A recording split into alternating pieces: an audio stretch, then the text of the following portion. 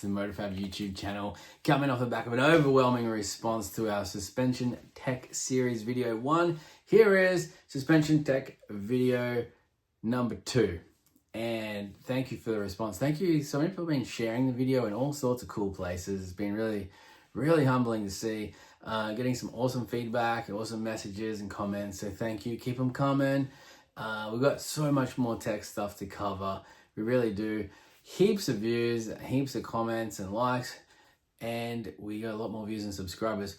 We are one of the faster growing channels around at the moment, and I'm really proud of that. And it's been a lot of hard work coming from our end. So if you're watching and you haven't subscribed yet, please give us a reward for the hard work we put in. Hit the subscribe button, hit the likes, hit the comments, do all those things that engage in the channel and help us grow. We really appreciate it. Also, something else we're going to do for you viewers, we've got a lot of messages after the last suspension tech video videos saying, hey, this is what my car's doing, I'm struggling, please help. So what we're going to try to do is every episode we're going to include some of those videos and our advice on how to help, and we're going to try to help some people out that we've never met, just people that have reached out to us, and we have one of those people on some of those videos on this episode. So check that out. That's a really cool new interactive thing that we're doing. And if you're struggling with your car and your suspension setup, please send me a video. I'll do my best to help you and help you get down the track. We've got a lot of tech to cover, so I won't talk for too long. Please enjoy this episode. Heaps of tech. It's loaded with tech, so enjoy, and let us know in the comments what you'd like to see on episode 3. Right, so we're going to break this episode down into 2 different sections. Whiteboard tech, geometry, physics. It's cool, and if you're right in the crux of dealing with that at that point of your build, it's what you really want to get at. But if you've already got an existing race car and you're out there and you're struggling spinning the tires, that's a whole other thing. So there's 2 very different realms of the suspension part of it, and we will get into power management as we go further down the line. So we're going to break this episode up and have a little of both so that you don't get too bored looking at the whiteboard. So first up, here's a couple of spins and this time fixes to show you what we did to fix it and get them down the track.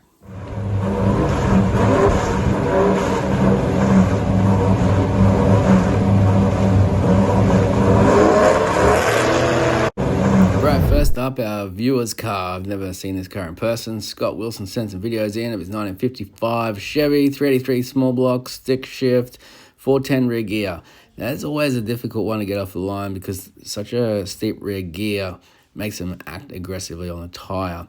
Now, just looking at this, nice and quick, I think the front end separates a little too quick, and I think the rear end separates a little too quick too. And definitely no wrinkle in the tire. Scott was running 1250s and a quarter, 1.864, which I think is and Scott was also running 21 pounds in the tires, which I think is a big part of his problem. So I think Scott dropped those tires down to 16 pounds, tighten those front shocks up a little, tighten the rear shocks up a little, and as I always say, hit it harder. Rev it harder, drop that clutch at a higher RPM. You'll be good. This is Scott Robinson's Camaro. It's a 1471 blown big block Chevy. There's another one I tuned remotely and helped him out. You can see here, he leaves the line, everything sticks, it's good, and then it spins.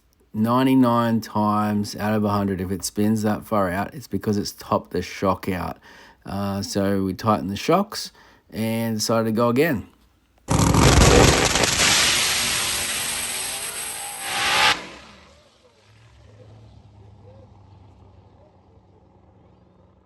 Right, this time around, tighter shocks, out we go, gets further out and then spins. It's dangerous when it gets that far out and spins, but same thing again. The power ramp, because of the blown car, it's all a timing ramp. As the timing ramp's coming in, it's still separating the shock. It just got a bit further out that time before it spun. So we're going to finesse the power ramp a little, tighten the shock up a little more, but that means we have to hit it harder on the start line because now our shocks are tighter.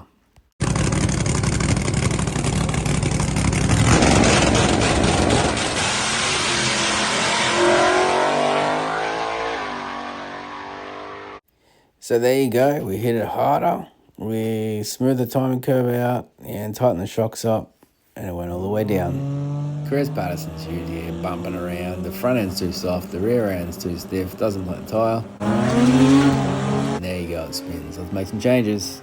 Okay, so now we're going to tighten the front and loosen the rear and see what happens.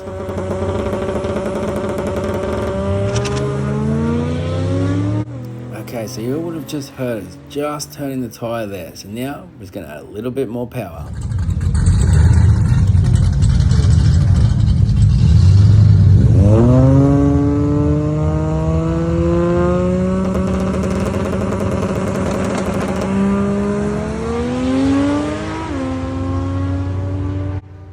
Bingo, as easy as that. Nice clean pass.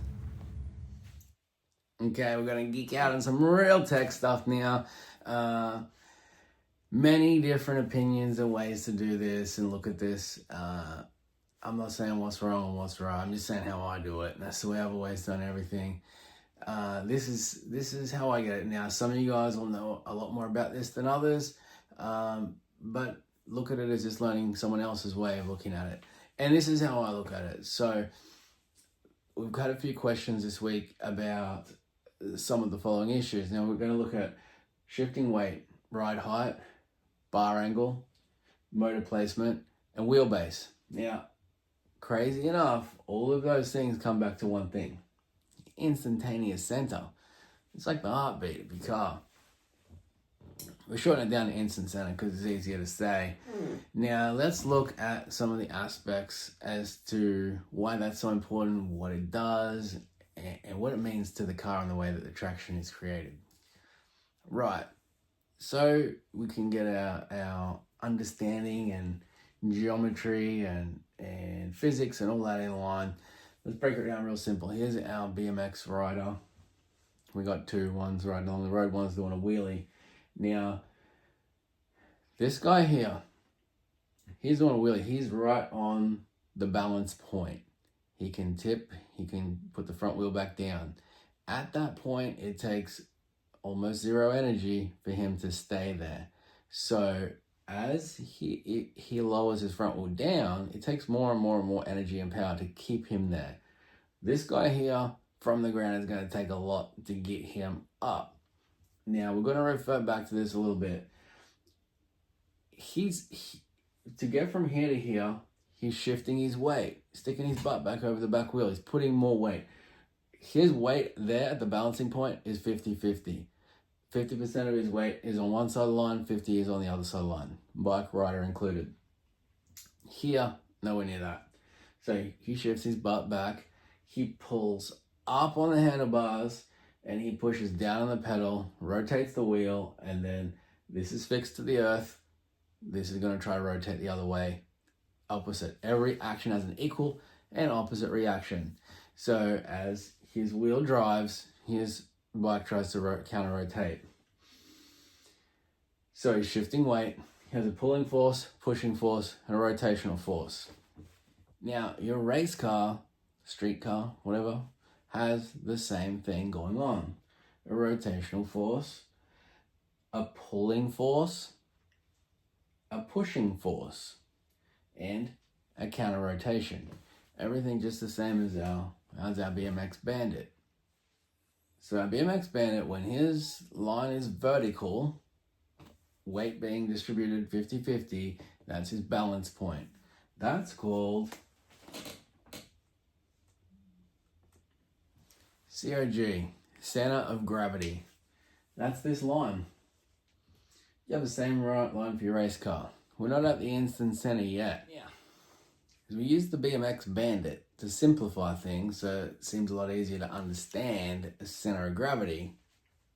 If you want to try to calculate the instant center for a BMX rider trying to do a wheelie, it's very complicated.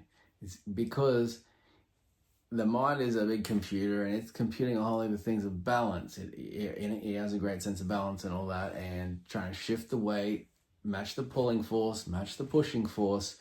The brain's doing a lot of complex calculations. So while this was more simple to understand our center of gravity, when we get to instantaneous center, your race car's a little easier than that because you've got some fixed points. But you got some theoretical points, And that's where it gets rather complicated. Now, we're just going to deal with falling primarily. Later episodes within this series, we're going to go into other types of suspension setups and how this works for them. But for the moment, for this episode, falling is a little easier to explain. Now, you've got your pulling force.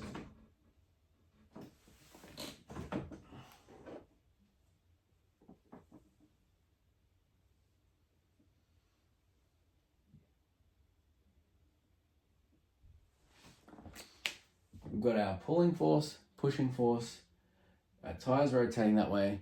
Every action has an equal and opposite reaction. So the diff housing is trying to react the other way. That's why that one's pulling and that one's pushing.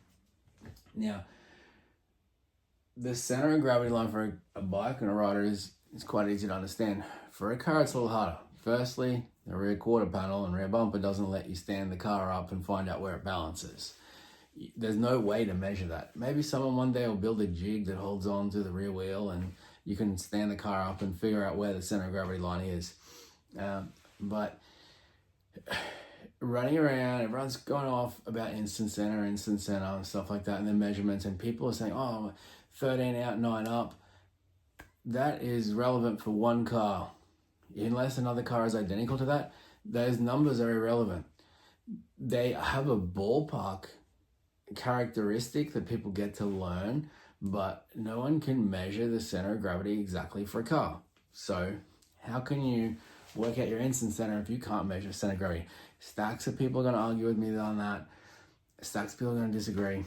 But I can tell you from my experience, changing things around shifts the instant center because it shifts the center of gravity. We're going to go into that a little more. So our center of gravity line, when we project out our intersecting lines,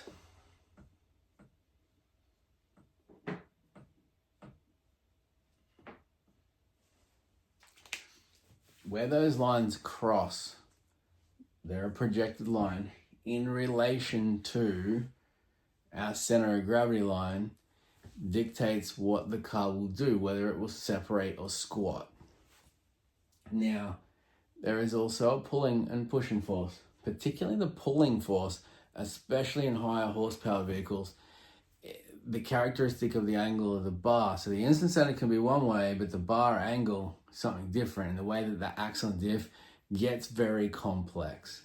Now, there is a lot of things that start to get complex here.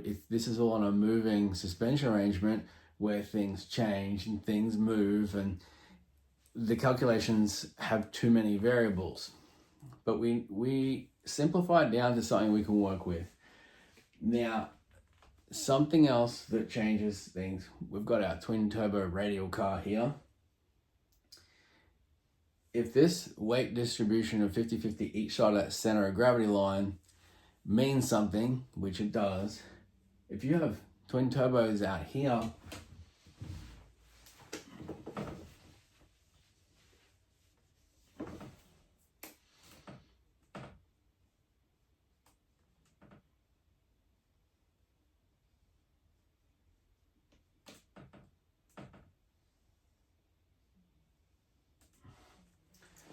or a big blower up here, and that thing is heavy, and now you're taking all this weight off the front, this green line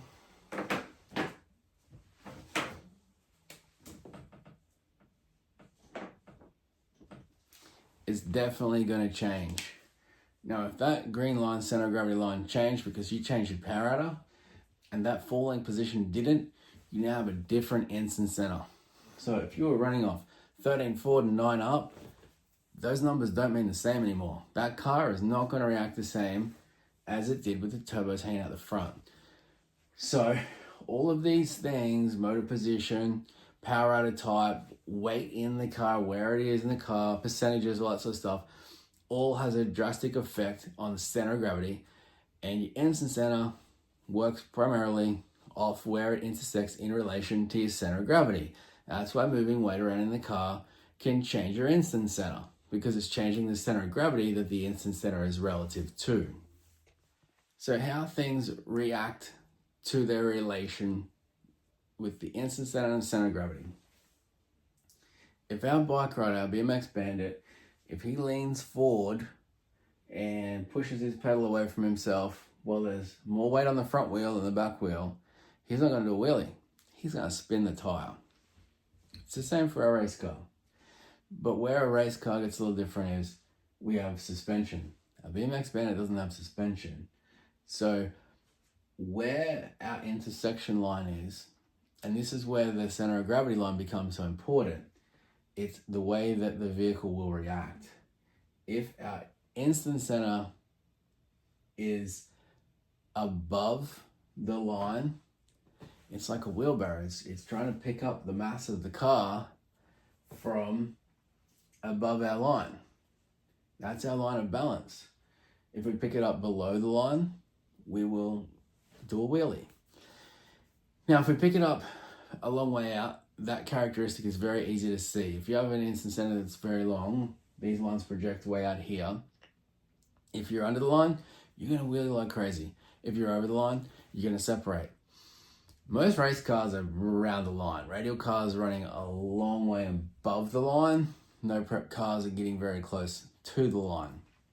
Now, the shorter that gets, the more unpredictable the way it will react becomes. So you're looking at this thinking, I can't flip my car up vertically in the air with a crane and measure all this stuff and figure it out. And no one can. But what you can do is you can take good quality videos of your car leaving the start line, and then you can measure your instant center quite easily, and you can data log that, and you can see the separation. You don't even have to have shock sensors. If you've got shock sensors, it makes it a whole lot easier. If you don't have the shock sensors, you've got a video and you've got to work out, okay, when we were, and this is where calculating instant center with numbers forward and up works well, because it gives us a point. So if we say we're 13 inches out and 9 inches up, we let go of the button and the car separated aggressively. We know we're above that line. Now, if we keep shifting that line until the car just leaves like almost like a pro stock car where nothing happens, it just sits dead still, or we shift it right down and it leaves like an old school gasser with the front wheels in the air and the bum all squatted, we can get some characteristics and we can start to figure out a theoretical line. Now, before we get to that point, there are some old school rules of thumb about the line. Now, one that's very popular is to take a center point of the engine, which is in the center and halfway between the crankshaft height and the camshaft height. If you take that point and project your line through, that is said to have a basic center of gravity starting point. As if you move the engine back, the line goes up. If you move the engine forward, the line goes down. The engine is the bulk of the weight in the front of the chassis. It's the bulk of the weight in the whole entire car. So shifting the engine around drastically changes where that line would be. So working off the engine to get that line to start with is a really good starting place. So we plot that out from there, and then we make passes with video, we log our shocks, and we see what's happening when we leave the start line at those measurements, and we can start to work out, okay, that line's pretty close to what would be right. When we're at 100%, we're doing nothing. When we're at 120%, we're separating like crazy. When we're at 80%, we're trying to squat. And you work from there. And then that's how you get your program working in the right direction and making good changes to make things happen. So now, hopefully I've explained a whole lot of complication down so we can come back to these things that have been questioned. Shifting weight. It's been asked a lot how I feel about putting weight over the back of a vehicle. I don't like it. Yes, it's necessary in some circumstances. In a lot of circumstances, because we have fixed points that we can't alter. But adding weight to anything that goes faster when it's lighter is pushing poop uphill. But on a back end of the track, no prep, airstrip, whatever, you put weight in the back and it works great. But if you have the ability to shift your instant center or even alter your center of gravity line, do that with the weight that you already have before you go adding weight to the car. See what happens. I know of one no prep event that I raced at. I was struggling. I really couldn't do it. And I had a stack of weight in the back of the car. And then I made some suspension changes, some tire pressure changes, and some tuning changes. And all of a sudden I was doing wheelies. So I started to take a little bit of weight out of the car and then add a little bit more power. And wheelie again, I take weight. By the end of the day, made my fastest pass I've ever made on no prep, and I had no weight in the back of the car. It was all gone. And if I had learned that at the start of the day, it would have been great. But this is what happens. Sometimes we chase one direction and we shouldn't be. So my rule of thumb is leave adding the weight until last. Try to get as much mechanical advantage, which is instant center and biting the tire. And if you remember our last episode, the x-axis, y-axis, try to get as much on that y-axis, downward pressure as we can, without swinging a whole heap of weight over the back. When all else fails, then add weight. Okay, so ride height. Little reference back to some leaf spring stuff and also stock suspension cars. When you don't have movable four-link mounting points, adjusting instant center becomes difficult, but it can be done through ride height. And you'd be surprised how much of a result you can get from raising or lowering the rear or the front of the car to shift these points around. You change ride height, you change center of gravity. You also change the instant center in relation to the ride height. And that's a way, us as a development company, when we're developing leaf spring kits, we go through all of this stuff. And when we're working out the camber of our spring, the ride height of our spring, that's how we set our instant center. We don't have an adjustable front eyelet. We're stuck with the factory mounting location. So the only way to achieve that is ride height up or down.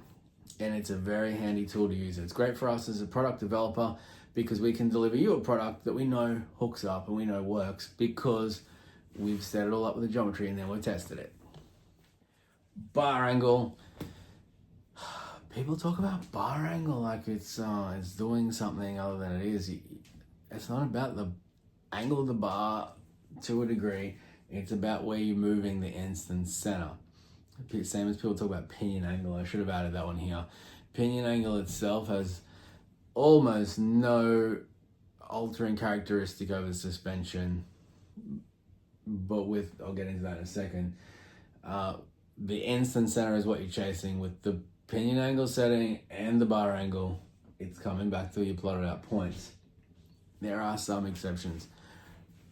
With the rear suspension, the crown wheel, the pinion gear is trying to drive the crown wheel.